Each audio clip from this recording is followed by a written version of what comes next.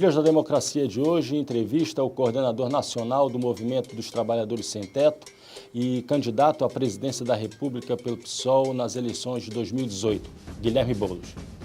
Guilherme, você costuma afirmar nos seus discursos e também nos artigos que você escreve o compromisso com a democracia radical. Qual é o significado de um projeto de radicalização da democracia para a sociedade e Estado brasileiros? Marco, primeiro te cumprimentar, agradecer pelo convite e parabenizar pelo programa. Isso hoje é uma trincheira de resistência no Brasil, num momento de tentativa de destruir comunicação pública, TV pública. É fundamental que a gente tenha espaços democráticos, espaços de debate crítico. Isso é parte de uma radicalização democrática, aliás. Agora, falar num projeto profundo e radicalmente democrático significa, em primeiro lugar, entender que a democracia não é apenas apertar um botão a cada 4 anos no processo eleitoral. Quando nós dissemos, após a eleição do Bolsonaro, que a democracia estava em risco, veio uma enxurrada de críticas dizendo, não, ele ganhou democraticamente. Bom, não vamos nem entrar nesse mérito aqui sobre o que teve de fake news e uma série de desrespeito à legislação eleitoral na eleição do Bolsonaro. Mas democracia, mais do que o processo eleitoral, passa por respeitá-lo naturalmente, mas é também uma prática cotidiana de respeito à diversidade, às oposições, aos movimentos sociais, às liberdades.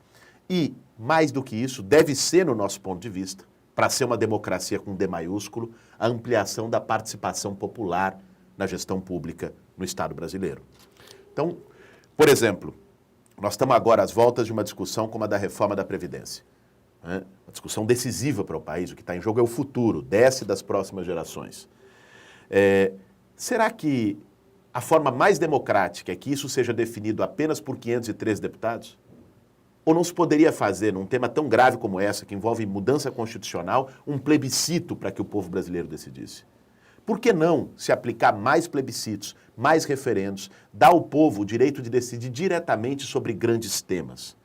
Por que não a gestão pública de áreas tão importantes como a educação, como a comunicação, como a cultura, como a política urbana, não se dê também por conselhos participativos e deliberativos que foram desmontados no Estado brasileiro? Para nós, esses são alguns caminhos de aproximar o poder das pessoas. Você acabar com o abismo que existe entre o poder político, entre a praça dos 3 poderes e a maioria do povo brasileiro. Bom, pelo que você fala, a radicalização da democracia passa necessariamente pelo desenvolvimento e ampliação e aplicação daquilo que está previsto na Constituição de 88, que são os mecanismos de participação. Mas como é que é possível pensar os espaços de representação para além disso, que mostra claramente, digamos, a tua filiação a determinada concepção de democracia, que é a democracia direta? Mas como pensar hoje os espaços de representação, como fazer uso desses espaços de representação, que são fundamentais para tentar construir obstáculos a esse rolo compressor representado pelo governo Jair Bolsonaro? Nós precisamos debater uma reforma política. É óbvio que tem que existir formas de representação numa democracia. Uma democracia com 200 milhões de habitantes não se governa apenas por democracia direta. Você tem que combinar formas de democracia direta, de decisão direta, como diz a Constituição. A Constituição diz, o povo vai exercer a sua soberania através de seus representantes e diretamente. Então você ter essas formas de democracia direta e você aprimorar as formas de representação. Porque hoje nós temos uma crise de representação nas democracias liberais como um todo e no Brasil também. Essa onda de extrema-direita tem muito a ver com isso, porque são algumas figuras, como Bolsonaro, como Donald Trump, que se apresentam como de fora do sistema, seja por serem empresários, gestores, seja por serem militares, alguns juízes também que cumprem esse mesmo papel, e que conseguem surfar na onda de uma antipolítica que tem se desenvolvido a largos passos no mundo inteiro por uma sensação legítima das pessoas de que esse sistema não as representa. Então nós temos que ter formas de representação que passam, primeiro, por a gente enfrentar a promiscuidade que existe hoje entre público e privado. O que faz com que o sistema representativo seja ainda mais precário é que as pessoas eleitas não respondem aos seus eleitores, respondem aos seus financiadores. O financiamento de campanha eleitoral é dado a partir dos grupos econômicos. Se atenuou isso com a decisão do Supremo Tribunal Federal de impedir o financiamento empresarial direto, mas ainda se tem uma ampla margem de financiamento privado de campanha. Os grandes grupos econômicos fazem lobby pelo financiamento de campanha eleitoral e formam bancadas de interesse. Para além disso, você tem a chamada porta giratória, que no governo do Bolsonaro está girando sem parar, que é figuras da iniciativa privada que vão ocupar cargos públicos na mesma área em que elas atuavam na iniciativa privada. Essa é a democracia direta do capital, né? Essa é a democracia direta do capital. Exatamente. É o capital exercendo o poder com os seus próprios membros, se apropriando, sequestrando o poder e o espaço público. Alguns exemplos que eu acho que são emblemáticos, Marco. Paulo Guedes, o especialista, o técnico, até coisa nenhuma, é banqueiro. Foi fundador do BTG Pactual, que é um dos bancos que, aliás, opera o sistema de pensões privadas no Chile, que é o modelo que ele quer estabelecer aqui. Você pega na saúde, né, um ministro que passa batido até agora porque não fez tanta presepada. O fato de não fazer nada no governo Bolsonaro é uma virtude.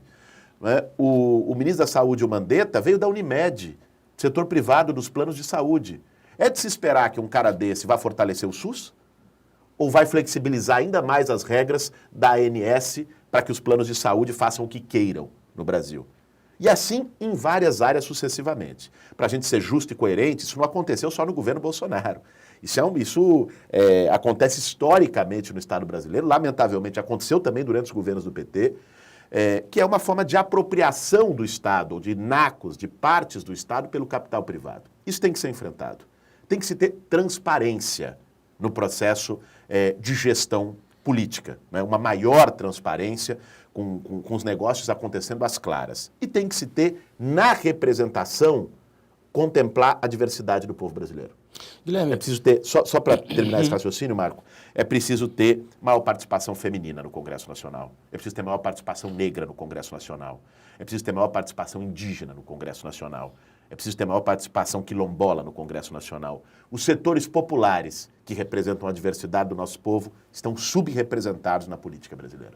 Guilherme, não te parece que determinados ministérios do governo Bolsonaro, a exemplo do Ministério das Relações Internacionais, do Ministério da Mulher, Família e Direitos Humanos e o próprio Ministério da Educação, com figuras caricatas, perigosamente caricatas, não acabam construindo uma espécie de sombra que disfarça aquilo que são os propósitos mais profundos desse governo, que é a implantação de um modelo econômico ultra-neoliberal entre nós? Eu não acho que são exatamente sombras. Eu acho que são também partes da implementação desse projeto mais profundo.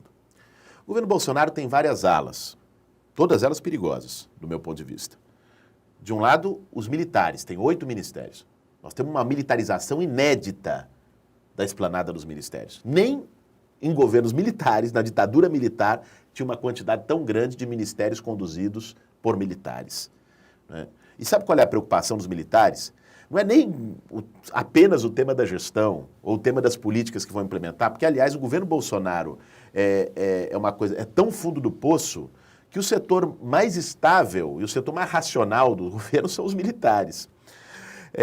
Agora, a preocupação maior é que a última vez que essa turma tomou poder no Brasil, gostou da ideia e ficou 21 anos sem parar. Esse governo é tutelado pelos militares? Eu acho que sim. Acho que tem uma tutela dos militares, sobretudo de figuras como o general Heleno, que estão ali, de algum modo, dando o que existe de rumo político nesse governo é dado por eles. Você tem a ala dos neoliberais selvagens, que é comandada pelo Paulo Guedes. E você tem quase que uma ala de lumpenzinato no governo, que esses 3 que você citou são os mais proeminentes, né? Educação, Ministério da Família e Ministério das Relações Exteriores.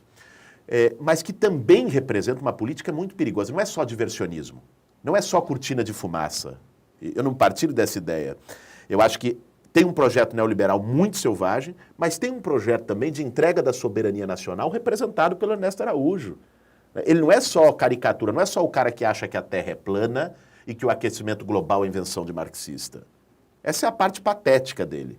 A parte perigosa é quando ele faz limpeza no Itamaraty, né, de quem é contra uma política lesa-pátria, criminosa, né, vergonhosa, que lambe-bota do Donald Trump, que entrega a base de Alcântara, que fala agora em entregar a Amazônia, que pode deixar sequelas para as próximas décadas, para as próximas gerações no Brasil. O ministro da Educação é uma figura ridícula, desprezível, o que ele disse sobre os nordestinos, agora logo que assumiu, que não se deveria ensinar filosofia e sociologia nas universidades nordestinas, só agronomia sob supervisão de Israel. O que passa na cabeça? Esse cara não conhece o Brasil, esse cara não conhece o Nordeste. Né? Guilherme, o Veríssimo escreveu uma crônica, mais uma belíssima crônica, dizendo que, na verdade, não existe marxismo cultural, mas sim um macartismo cultural. Lembrando a caça às bruxas que aconteceu nos Estados Unidos nos anos 50, no período da Guerra Fria. Nós estamos próximos disso? Eu acho que nós temos um governo que estimula abertamente o macartismo cultural, o macartismo político, a intolerância, a cartilha do ódio. E isso é perigoso.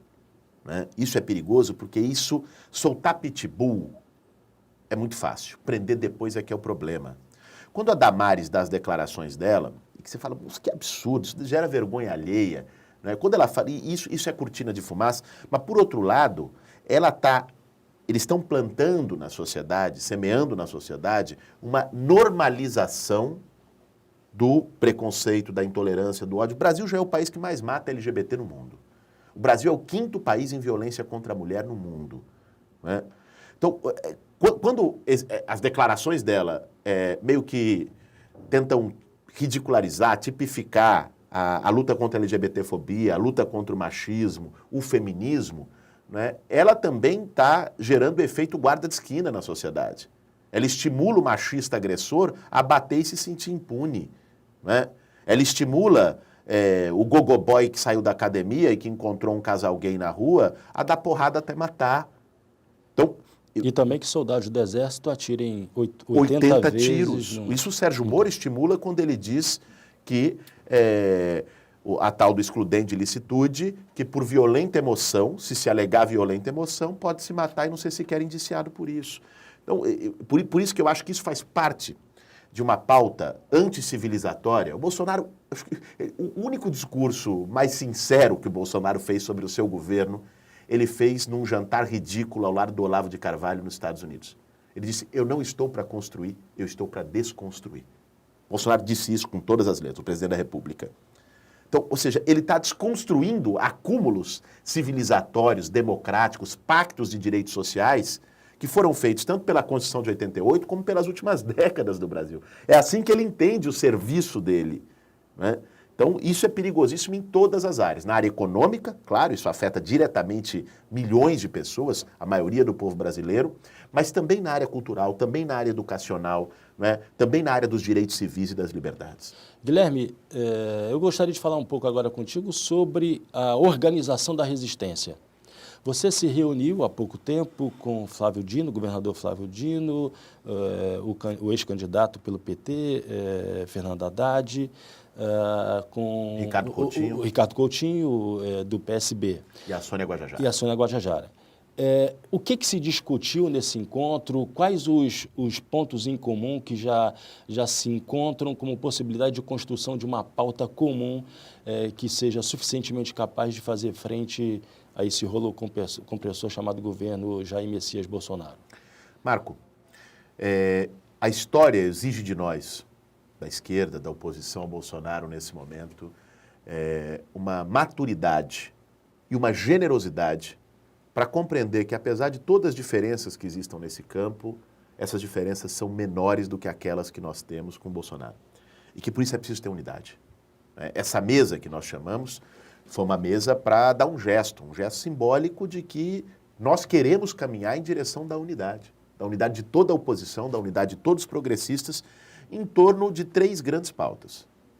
Direitos sociais. E aí o foco principal do ataque a direitos nesse momento é a proposta de reforma da Previdência, que não é uma reforma, espero que a gente tenha tempo de falar um pouquinho sobre ela aqui, é uma destruição da Previdência Pública e coloca a aposentadoria de direito, como ela é hoje, a se tornar um privilégio de quem pode pagar através do regime de capitalização. E isso é um escárnio, isso precisa ser enfrentado, isso precisa ser derrotado. Então, esse é um ponto-chave de unidade. O segundo ponto é a defesa da soberania nacional, que está muito em risco. Citei aqui a base de Alcântara, a Amazônia, mas toda a política externa brasileira está sendo subordinada aos desígnios dos Estados Unidos. E o terceiro ponto é a luta democrática. Você começou aqui a nossa conversa falando sobre ela. Ou seja, a defesa e a resistência de liberdades democráticas fundamentais, que passa por pautas como o enfrentamento à criminalização dos movimentos sociais, passa por pautas como a defesa de justiça por Marielle Franco. Nós entendemos essa como uma pauta democrática. Descobrir quem foram os mandantes do assassinato de Marielle é uma forma de dizer que assassinato político no Brasil vai ser combatido de verdade. Não vai ser estimulado, não vai ter salvo-conduto. E também uma pauta que unificou essa mesa é a defesa da liberdade do Lula. O Lula é um preso político e ter um preso político não combina com democracia. As pessoas podem achar o que quiserem do Lula. Agora, a luta pela sua liberdade é uma luta democrática, não é uma luta de um único partido, de um único movimento. Esses pontos nos colocaram numa mesma mesa que nós queremos que se amplie. E o que falta para o PDT de Ciro Gomes sentar à mesa? Falta uma decisão do Ciro. O Ciro está mais que convidado para essa mesa, né? Esperamos que ele atenda o convite, esteja conosco numa próxima. Depende dele estar ou não nessa mesa. E não só o Ciro, nós queremos que a Marina esteja nessa mesa, queremos que o Ricardo Coutinho chamou o ex-senador Roberto Requião para essa mesa. Nós queremos uma mesa de diversidade. Até onde essa mesa pode ser ampliada? Até que setores da política brasileira podem sentar essa mesa? Eu acho que unidade ampla se constrói em torno de pautas, não em torno de figuras, de fulanização. Nós temos uma pauta, nós apresentamos 3 pontos-chave que nós acreditamos que são essenciais para construir uma oposição ao Bolsonaro. Democracia, direitos e soberania. Acho que todos que concordarem com essa pauta cabem numa mesa como essa. Agora, essa não é também a única mesa. Eu acho que no Congresso Nacional tem sido feito um esforço sincero, genuíno, e a bancada do PSOL tem participado disso, com o nosso líder Ivan Valente e com o conjunto dos deputados atuando nesse sentido, de construir uma unidade. Os presidentes de partido, Juliano Medeiros, presidente do PSOL, têm feito reuniões junto com a Gleisi, o Lupe do PDT tem participado de algumas, o Carlos Siqueira do PSB, a Luciana daqui do PCdoB.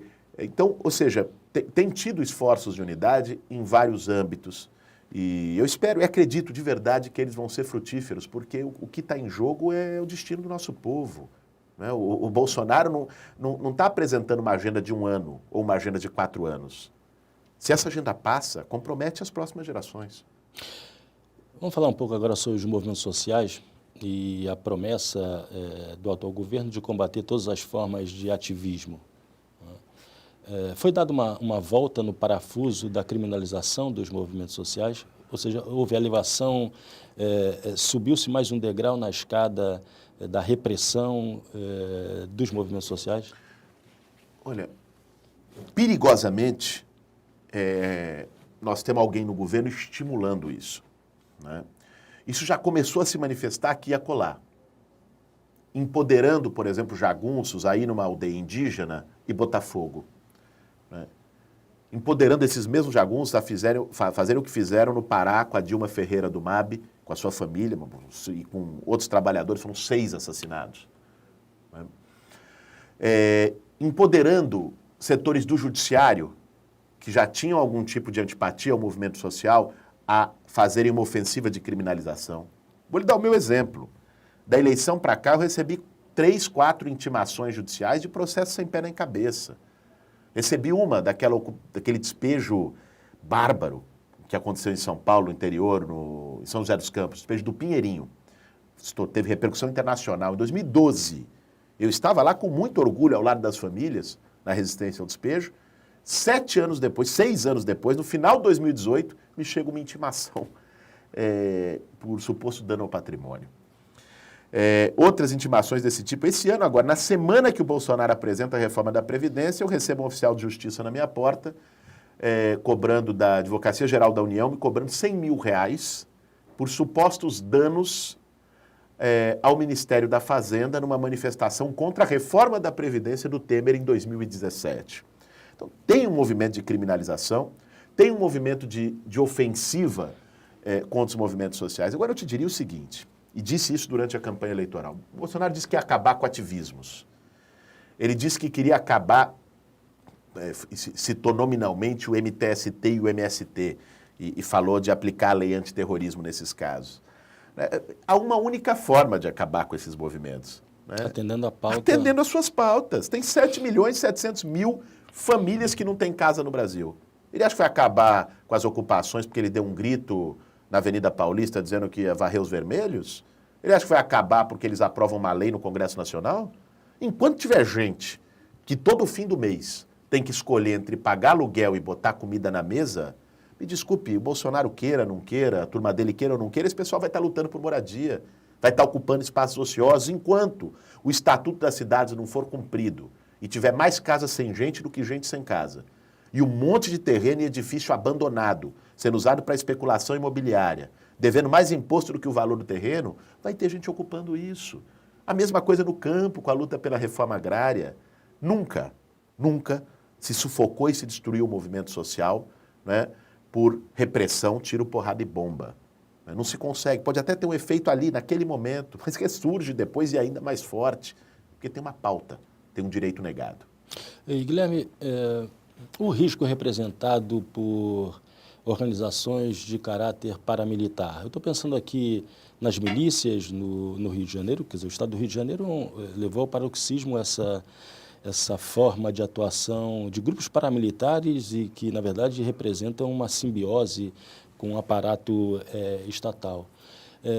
No que esse poder, essa disputa existente no território pode fazer também, contribuir para intimidar os movimentos sociais? Eu estou pensando, na verdade, as intimações que você recebeu foram formas de intimidação. Né? Quer dizer, a existência desses poderes que vão surgindo na disputa pelo território não representariam também um obstáculo à atuação dos movimentos? Isso é muito preocupante, Marco. Você levanta um ponto aqui, que aliás foi o ponto que o Jean Willis colocou para justificar a sua decisão de sair do país. Ele falou, eu não me sinto seguro ao saber que eu moro num estado onde tem milícias atuando publicamente em todo canto, e que o presidente da República e o seu filho estão ligados a essas milícias. A ligação do Bolsonaro e do Flávio com as milícias, que é cada vez mais evidente, isso precisa ser investigado, isso inclusive está passando pela investigação sobre o assassinato da Marielle, essa ligação é aterradora, é assustadora. Quando você vê que um dos caras era vizinho do Bolsonaro, né, a quem diz que aquele condomínio está cheio de miliciano, o outro foi encontrado com 117 fuzis. Né? A mulher e a mãe de um dos milicianos chefe daquela região trabalhavam no gabinete do Flávio. Que eles homenagearam boa parte dessa turma na Assembleia Legislativa do Rio e o Bolsonaro fez discursos também de homenagem a eles na Câmara dos Deputados. Você vê que o vínculo é um vínculo quase orgânico. Né? Então, você tem um elo entre quem está na presidência da República, a família que ocupa a presidência da República, literalmente, e setores milicianos, paramilitares, né, que atuam sem qualquer escrúpulo no estado do Rio de Janeiro. Então, é evidente que isso coloca uma ameaça sobre os movimentos sociais, é evidente que isso coloca uma ameaça sobre toda a oposição, né, sobre todo mundo que discorde. Imagine, se comprova isso. Né? Hoje nós temos indícios. Agora, se comprova que o Bolsonaro, como presidente da República, tem influência e ligação direta com grupos milicianos. Ou seja, tem uma milícia privada dele para fazer o que queira. Isso aqui vira as Filipinas. Essa é a política do Duterte nas Filipinas. Né? Construiu milícias por fora da polícia, fez um morticínio, uma carnificina nas Filipinas em nome da guerra às drogas, pegou o opositor político, fez o que queria, né? Então, é muito perigoso isso. Guilherme, uma última pergunta. Fala-se muito de nova política por parte dos defensores do governo Bolsonaro. Eu quero falar de uma outra nova política, que é representada pela experiência dos mandatos coletivos e pela aliança entre PSOL e MTST nas últimas eleições. Qual o significado disso? Olha, é um significado de que tem coisa pulsando por baixo. Tem coisa acontecendo que o sistema não percebeu e não assimila. é a mesma repulsa que tinha com a Marielle. Uma mulher negra, favelada, LGBT, ocupando a política com coragem, com altivez. Isso gera um espanto, isso gera um medo, né? A experiência das juntas aqui em Pernambuco é extraordinária. Um mandato coletivo de mulheres com muita diversidade, né? A Jo, que é a porta-voz desse mandato, né? Camelô, sem teto, mulher negra, vinda da periferia. Sabe, isso é uma baita experiência, todas elas com uma trajetória incrível. E isso tem acontecido pelo Brasil. A experiência da nossa candidatura, né, foi uma aliança do MTST com o pessoal, com a PIB, a Sônia Guajajara, junto comigo nessa chapa, também foi uma experiência que trouxe uma série de inovações, de um novo jeito de fazer. É claro, nós enfrentamos um terreno muito árido, uma campanha eleitoral que foi muito marcada pelo ódio, pelo medo, acirrada, com pouco espaço para um discurso de futuro, de esperança. Mas nós plantamos uma semente ali, eu não tenho a menor dúvida. E agora, nesse giro que estou fazendo pelo Brasil, até o final de abril vou ter passado por 12 estados. Essa semana tive já em Teresina, tive em Fortaleza. Nesse giro está dando para perceber o saldo, o que ficou. Essas sementes que foram plantadas pela campanha que nós construímos no ano passado. Tem muita gente que não se sente representada pelas formas tradicionais do sistema político, que está angustiada com tudo que está acontecendo no Brasil e que quer fazer coisas. E a nossa construção, a continuidade, inclusive, dessa aliança após o processo eleitoral, representa uma disposição de construir uma nova alternativa, né? Não a dita nova política, né, que é o velho vestido de novo, né? Que nós estamos falando de uma novidade real, que não é só renovação de nome, é renovação de conceito, né? É apresentar valores, princípios, solidariedade, que hoje estão excluídos da política brasileira. Guilherme, muito obrigado. Obrigado, Marco. E o Trilhas da Democracia volta na próxima terça-feira, às 9h30 da noite, com reapresentação aos domingos, às 7 horas da noite. Até lá.